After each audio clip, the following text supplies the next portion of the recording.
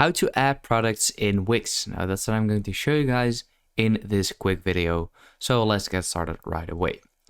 Now it's super easy. All you basically want to do is go over to the left and then click on this icon, My Store. And over here, you want to click on Get Started.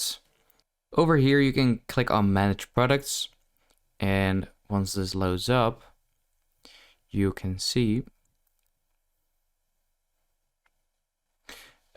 all your products. Now currently I only have one, but if you want to create a new one, you can click over here on New Product, Digital File or Physical.